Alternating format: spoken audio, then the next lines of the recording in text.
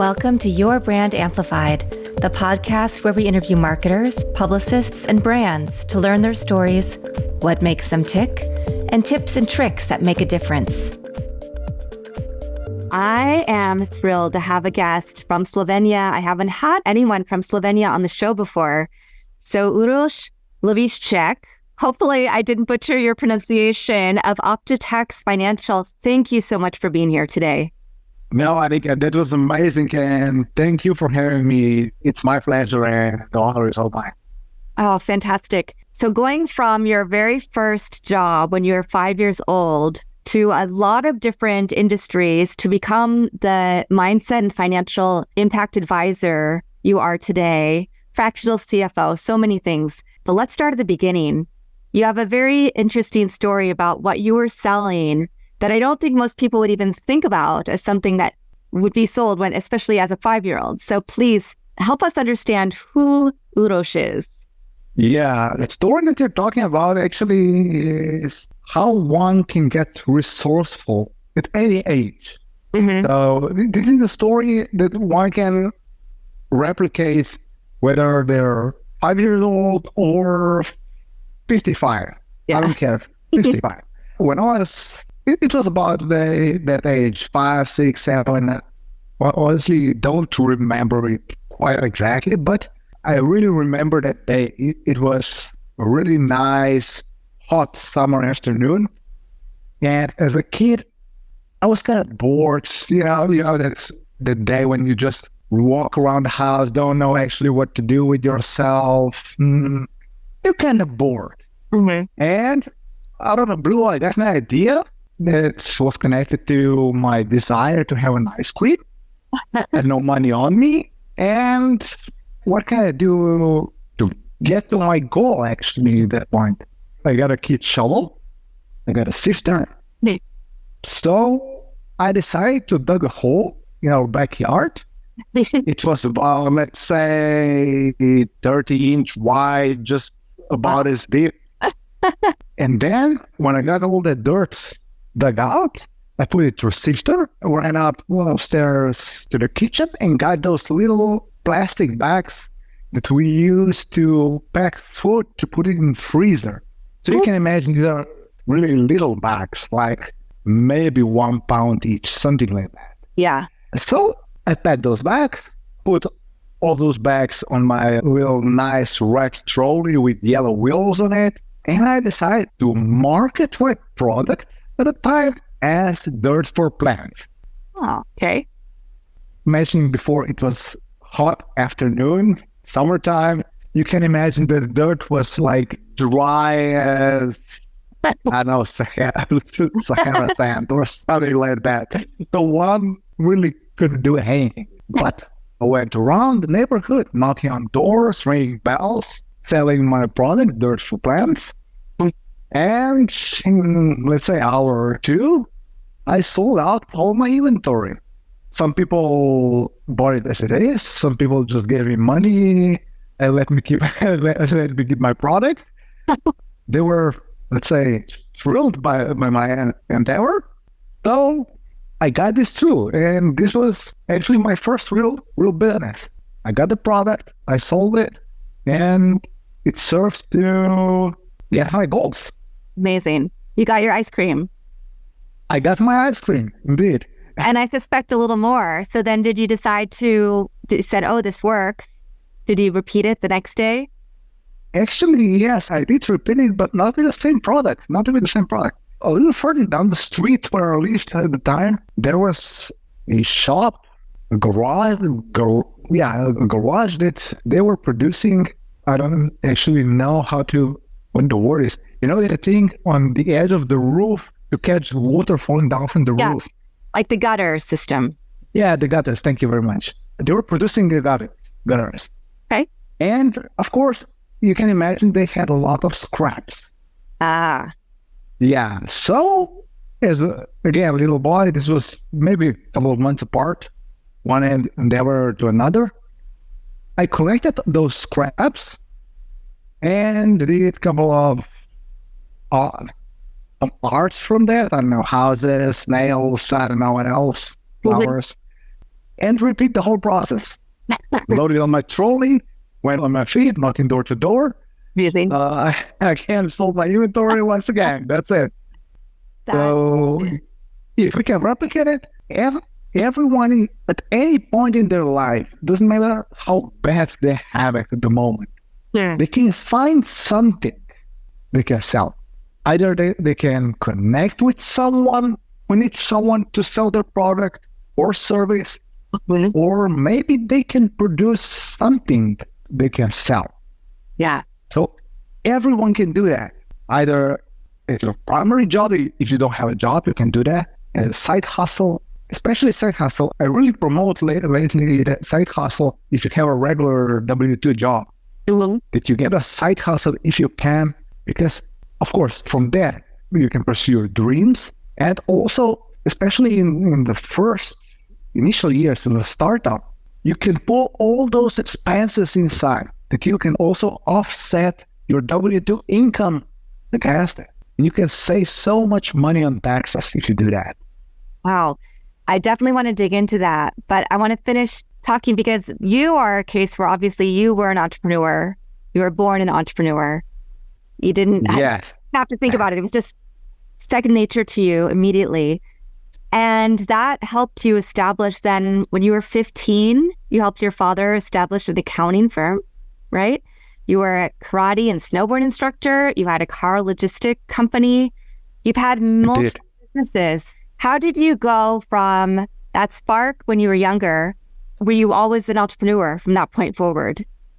Yes, probably part of the reason for me to do that, I guess, was that my father opened his practice accounting firm in 1992 as soon as Yugoslavia fell apart. So from young age, when I 8, 7, was just a long time, I watched my father do that. And I never imagined myself having a job, a regular job, going like the model is society builds into you. Go to school, find a job, retire. That's it. This is the trajectory you have to go through, and that's it. Don't question it. From the beginning, I never saw myself in the future having a job. Right. And also in my family's life, I was always destined to succeed my dad. So in that matter, I started working at family company, at the accounting firm, with 15 years old. Wow. Of course, smaller task, what a 15-year-old can do in accounting firm. Through that, I also got familiar with all the clients that we have. That we had at the time, and many of those are still with us, with me, now that I'm basically taking the company over. Yeah, that's amazing. Yes, and through that, of course, I always had this tendency that I have to do something on my own. Yeah, my father built that company. I'm proud of him. I'm building or upgrading that legacy further on, but always had a little the tendency to build something by myself from scratch. And car care logistics was one of those things. And it was also a great learning or training ground. We started that company, 3 friends from back in the days, from high school. This was great lesson learned about partnership that I didn't get maybe until today or a few years back. But now I got the lesson from that failure. But what I also got there, how to pursue clients. Just to elaborate real quick, this company was formed from what I was doing actually for my girlfriend, parents at the time, and their friends. They were quite well off, and they were unwilling to take care of the vehicles. So, Uros, can you take your car to the shop? Can you take it to the car wash? Can you go change the windshield? Can you do that? Okay. If I'm doing this for them and they have this issue, so that means rich people have this problem. They can do so much more if someone else take the jobs away from them. So okay, I'm gonna promote this as you can go golfing, you can do whatever. I'm gonna take care of your car. So your car, my worry. And I was always, let's say, developed, wired this way. I dreamt big. So I didn't go for that business owner next door because I knew this is one guy. I need to find people, or I get an idea. I need to get a company that has a fleet of cars that I can take care of. Yeah. So in that case, I got a big tobacco company at the time. I went to conferences where I actually knew who is speaking at the conference. Mm-hmm. So I can introduce myself, ask for me. I never saw anything at the spot because you just can't like go to someone, hey, I'm doing this and this. Would you buy from me? No, you can't do that. So I just asked for a couple of minutes if we can talk, if we can catch up next week to see how we can help them. And this way I got a business as an outsourced company for Lexus and Toyota for Balkan region. So this is maybe what I'm most proud of. The part of that business is the most proud of. I got that, but soon after that, 2008 happened, and we all know this was how that went on. Right. And this was a luxury service. And of course, we got cut like the first second. Right. Yeah. And very, very soon, in a couple of months, everything went south and we stopped the business. We were out of business. Yeah. I was present in a family company all that time. Yeah. So I just went back full time in a family company, and accounting in that matter wasn't hit right away. But we got hit, it was a couple of years later, when all our customers suffered. And some got bankrupt, some just closed their businesses, some got sold to bigger companies and so on. And with the bigger company, another accounting firm for them. And again, we lost a couple of major clients. And then we began to suffer. Interesting. And of course, as a family member, we had to bootstrap. Yeah. But I imagine this is where your perseverance and all of the pivoting that you did throughout your career, trying different jobs, learning how to interact with people, learning how to make the sale, right? No matter what the product, probably helped you figure out, how do I take the family business and expand it, offer other services, other product lines, other things that people can use as a resource, even if they don't have as much money right now? Sure. This is what I learned, maybe not right away. Okay, that was the lesson when to get clients. Okay, get out there, find where they are, and how can you just meet them in person. So you can stop them and meet. But maybe a real lesson came a little bit later on. As I said, as a family member, I had to bootstrap. And I was just at that age, about 20 years old, and so a little more, 22, 23. Everyone is partying, traveling, and I had no money. I was broke. Wow. Yeah. And I lived at home with my parents. I had food on the table, so it wasn't that bad. I was working. I had my gym membership paid, and basically what I needed. But of course, I wanted more. I always wanted more. Right. And at some point, I kind of had enough of that bootstrapping. I need to do something if I want to pull myself out and then come back to help my dad. And I never left the company, so I always kept helping him. Yeah. Because I knew he needed help. But I went out, did my tax advisor's license, and opened my solo practice. Okay. As a tax advisor. And of course, with 0 clients. So what should I do now? First thing that I did, I texted that I started my tax advising business. And if you need any help, here I am. To all my Facebook group, email group, everyone in my phone book, everyone got that text from me. Wow. and just hoped for the best. So this is how I got my first client, actually, very next day.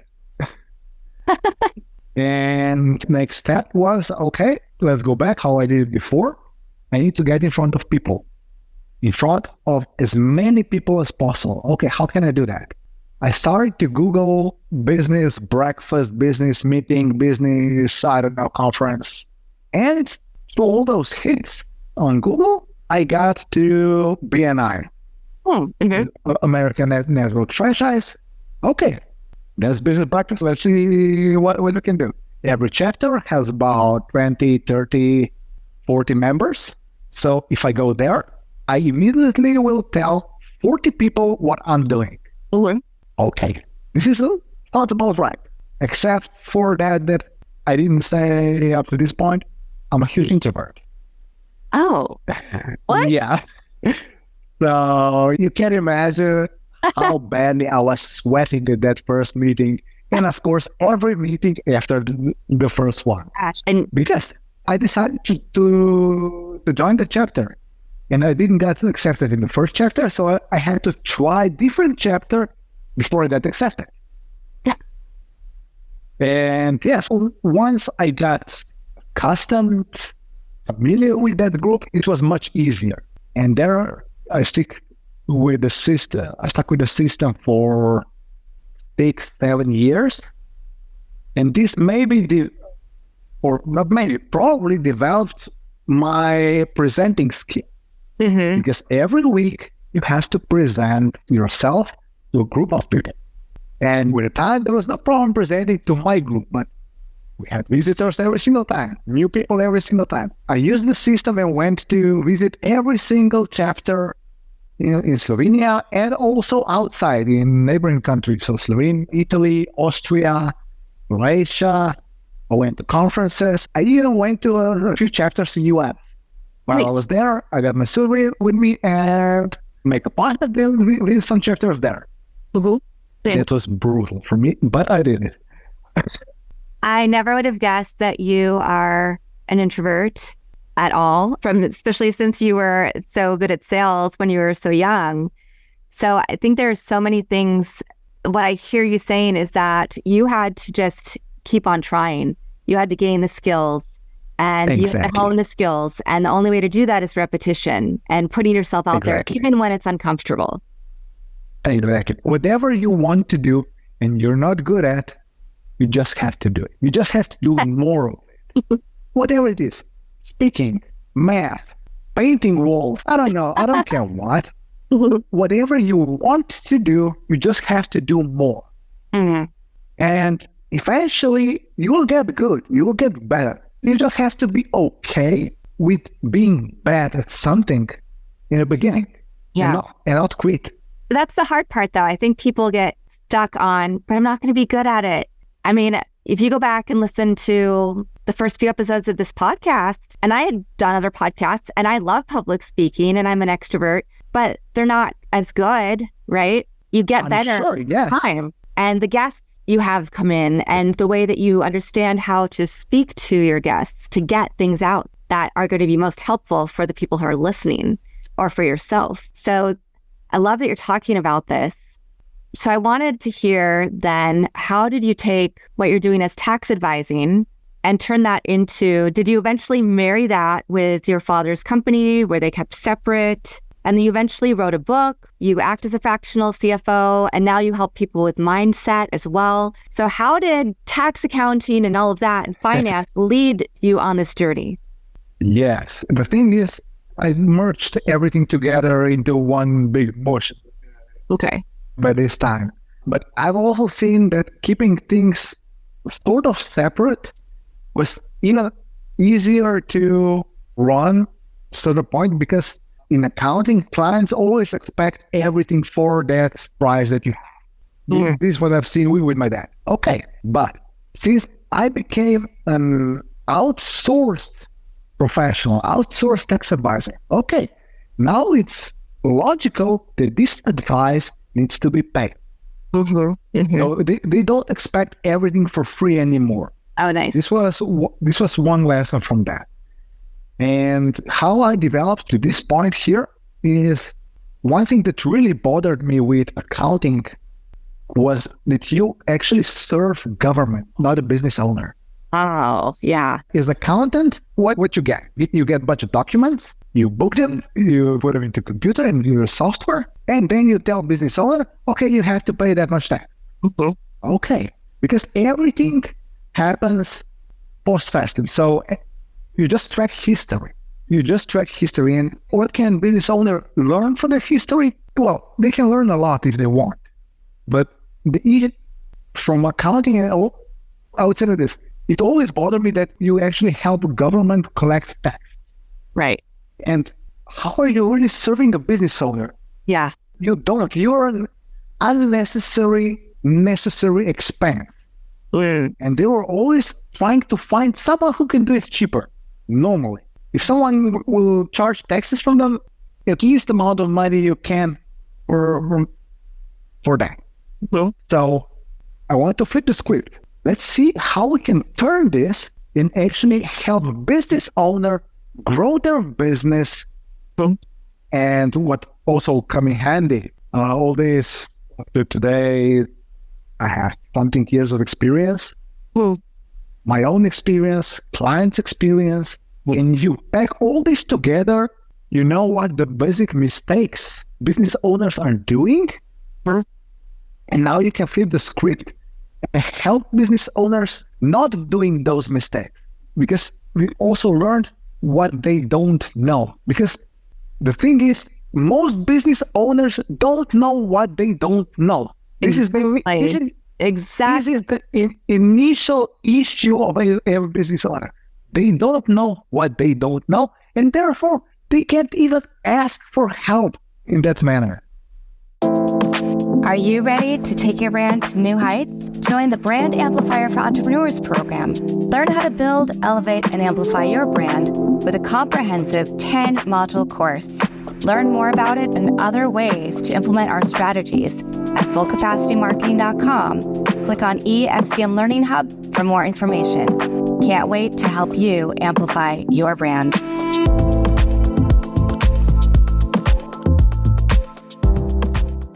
What would you say are some of the financial mistakes that you see people making in their businesses when they're starting? Great question. Yes, there are three. Yeah.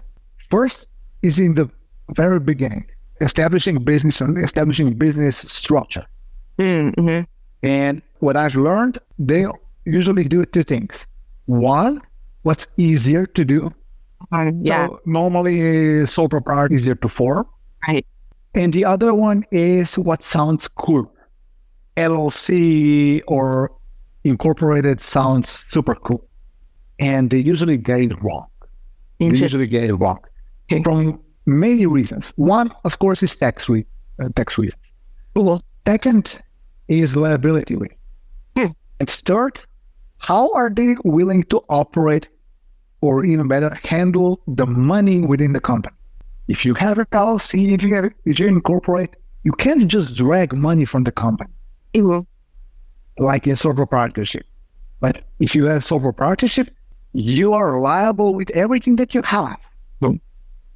You can do with your money whatever you want, but you are liable with everything you have. And also, you don't have many tax advantages that you can get within an LLC. So this is probably the biggest mistakes from the get-go. Of course, you can always correct it, but this is like the first one. Yeah. Second, I would say, is not understanding expenses. Yes. And therefore, they can't plan their sales, their production, and so on. You have to know your expenses, what are fixed, what are variable expenses, what is your marginal expense, because you have to know up to certain, or better over a certain amount of products or units that you produce, sell, you might be losing money, not making money. Right. You might be good, let's say, selling 2 shirts to one person. But if that person buys 3 shirts at a time, you then offer a discount for a 3rd shirt, and you offer free shipping and so on. All of a sudden, you're losing money on that deal. Right. Yes, you sold more, but you're losing money. You're better off selling one shirt for this type. Or I had a business that I was helping about 3 years ago. Again, didn't understand their fixed cost, and they were running on so high fixed costs that they were barely keeping by. They were kind of profitable because the economy was good before COVID. The economy was good, so they were able to go to get by. But they were producing just as much as they had demand for the product. But their cost to produce the amount of product was so high that their margin was like barely existing. So if you flip the script, produce as much as you can, fill up your capacity, 100%, hell, 150 if you can, make another shift, and then find customer for your product. You can have the same quality. You're not going to drop quality for that, but you will have much bigger margin, and you can lower your price at the end, be more competitive on the market. With COVID, when the orders are coming down, when everyone was fighting for the price, you have the flexibility. You can still lower the price and be profitable. So this is why this is super important. Right. And third mistake, I barely see anyone doing, not mistake, but actually the solution is cash flow planning. Rarely you see a business owner who knows exactly how much money they're gonna get in or out tomorrow, next week, 3 weeks from today, 1, 3, 4, 5 months. And if you have a really good cash flow plan done, and you adapt it like on a weekly, monthly basis, depends on your frequencies, you can spot issues months ahead before they actually happen. So let's say now we're in October, and we can see, okay, if this trend goes on with this kind of inflow and outflow, okay, we'll face major issue in March. So we have to do something today. Or, okay, let's pray. If we hire 1, 2 additional employees, can we handle that? Let's put that into forecast. Okay, we can handle this on a short note, but no. Later on, a long period of time, this is not going to handle. We have to get our sales higher, or our production higher, or whatever. So you can play with those numbers, whatever you want to do. Increase your marketing, increase your workforce, inventories, whatever. And you can see, I call it a crystal ball, because you can see in the future what's going to happen. These are definitely issues. It's interesting when I talk to somebody who has a finance background, who's an entrepreneur, it's such a different conversation than those of us who are not as financially savvy and make all of the mistakes that you've talked about. I've done all of these things where I set up an LLC when I really should have set up an S Corp to take advantage of different situations, underestimating expenses. Doesn't matter where you live in the world, you're always going to underestimate inflation, what is available, right? I mean, we see a lot of supply chain issues happening still, started happening during the pandemic. When you start hiring people, what taxes are you going to have to pay? How are they designated in your company? All of those things that we all consider. It's not just the salary or the amount of money, but you pay taxes on all these other things. Have you set up your business licensing properly? And then the cash flow planning. Will you survive if you have a client that doesn't pay on time? So exactly. Those are things that a lot of us, that I've learned from all of these mistakes that you mentioned. And I love that you flagged these for us. I also wanted to go back to something you mentioned earlier, which is you talked about, even if you have a W-2, have a side hustle or have a company. So when you're talking about that, do you recommend that people have, if they have a W-2, that they set up their side hustle, like set it up as an LLC or a corporation or something that will provide more tax advantages? What does that look like when you're working with people or when you're giving advice on your website or on social media? My first question usually is, what you going to do? So what is the risk that you're taking over yourself? And second, how good are you with your money? How disciplined you can be with your money? In case of LLC, you have to separate yourself from the entity. You're not the same. That money is not your money. This is like the first question. But to go further on, in first couple of, if you have a real intent to do business, not just pretending to gain all that tax deductions, but if you really have intent to do business, you can be losing money. It's no problem. It's a problem that you're losing money. And actually creating a loss in that matter is beneficial because you offset your taxes from W-2. Okay. Because within the business, you stack everything that you can. Your cell phone, your internet, your home office. If you have mortgage, you take interest off. If you rent, you take part of that rent off. Your commute, whenever you're using the car for business purposes, that's a deduction. Whenever you're buying any office supplies, cleaning supplies, because honestly, yeah, you're going to clean the kitchen and bathroom and so on, but your desk needs to be clean. Right. So, of course, you're going to buy that bottle and you're going to use it all over the place, no matter what. But these are all expenses that you get. Internet and marketing and courses that you're buying to learn new things. Everything that can go within your business is an expense. And further on, you have kids.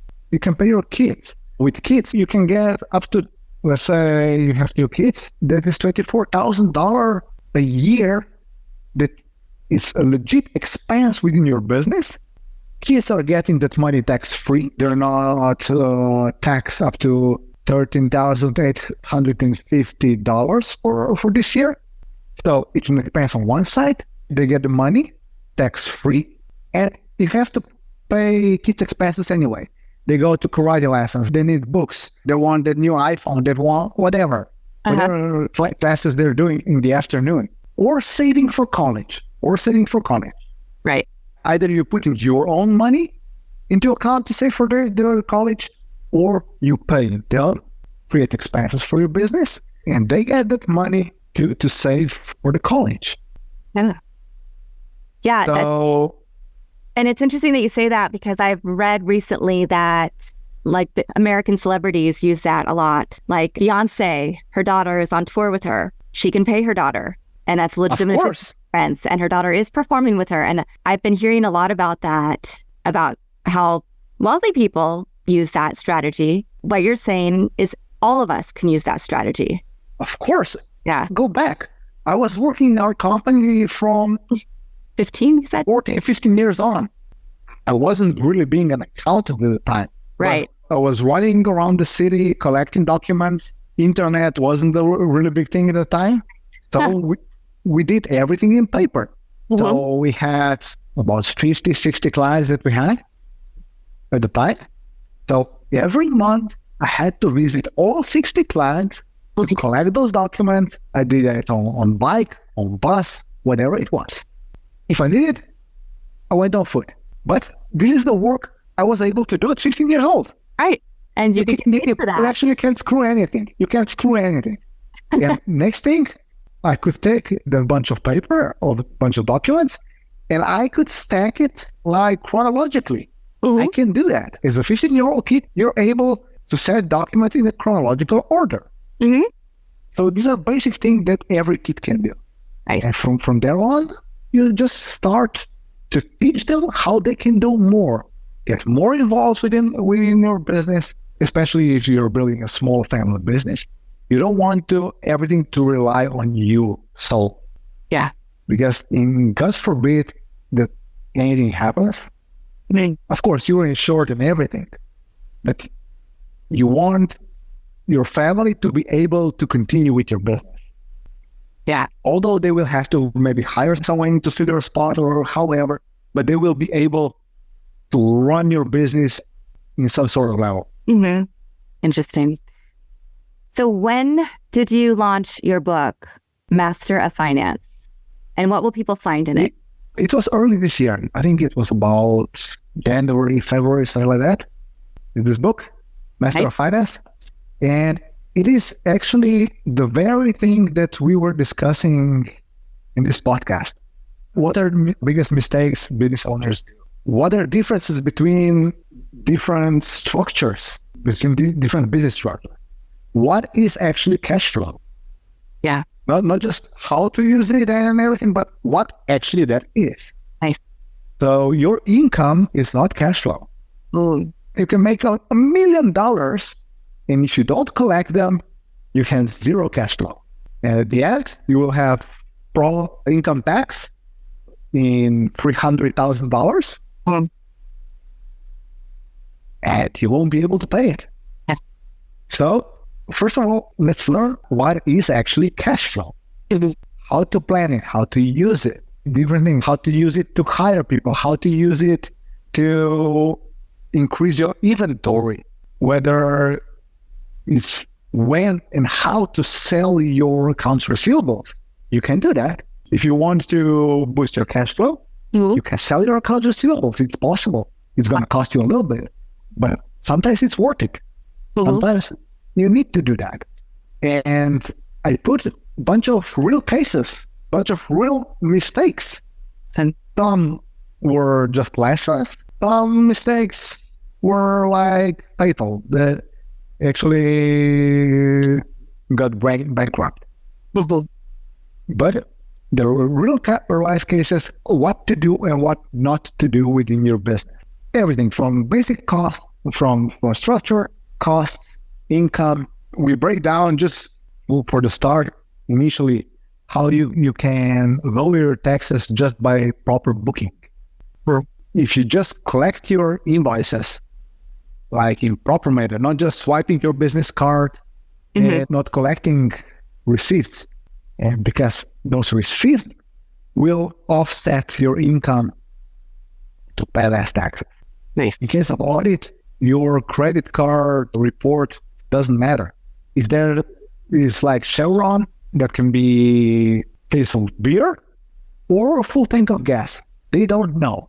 Yeah. So IRS can't know from your statement what did you buy with your credit card. You need a receipt. Yeah. So from there on, all the way up to how to actually make and write a business. Amazing. Well, what is the easiest place for people to find you, to learn more tips and tricks about either their entrepreneurship journey, how they should set up their business, or how they should structure a side hustle to maximize the tax benefits, even if they have a W-2? Yeah, the easiest way for sure is Instagram. I'm heavily present on Instagram.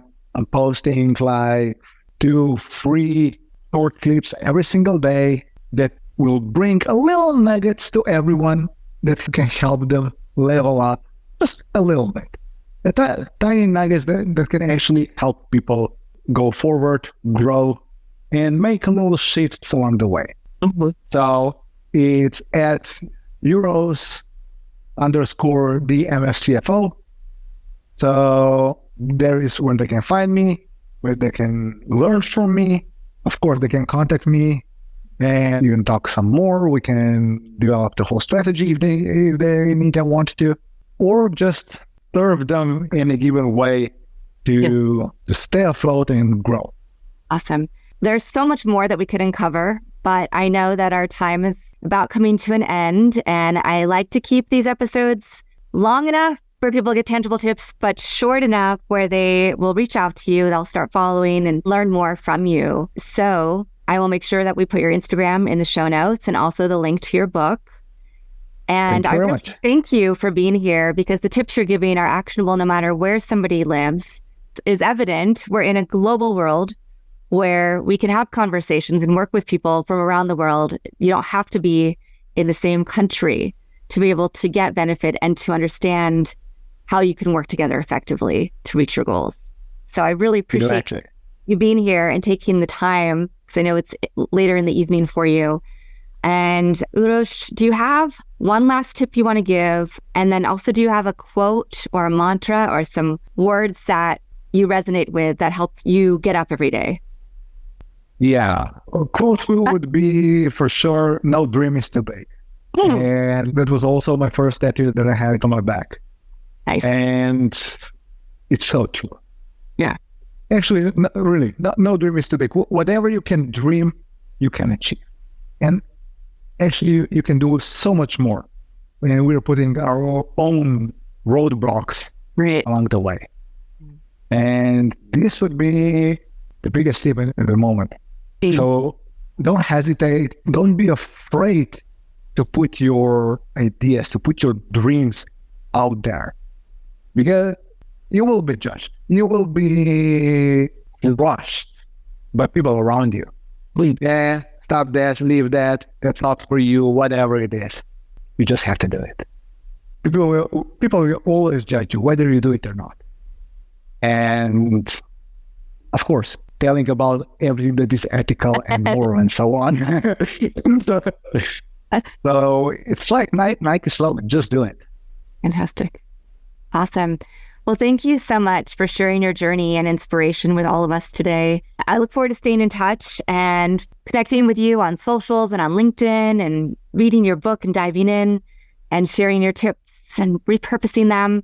I know that you are leaving us all with a lot to think about. And so I thank you, Uroš, for your time. And I thank the audience for listening to another episode or watching this episode of Your Brand Amplified. I'll be back again in a few days with another amazing expert. Want more? Check out amplifywithannika.com or follow me on socials at amplifywithannika.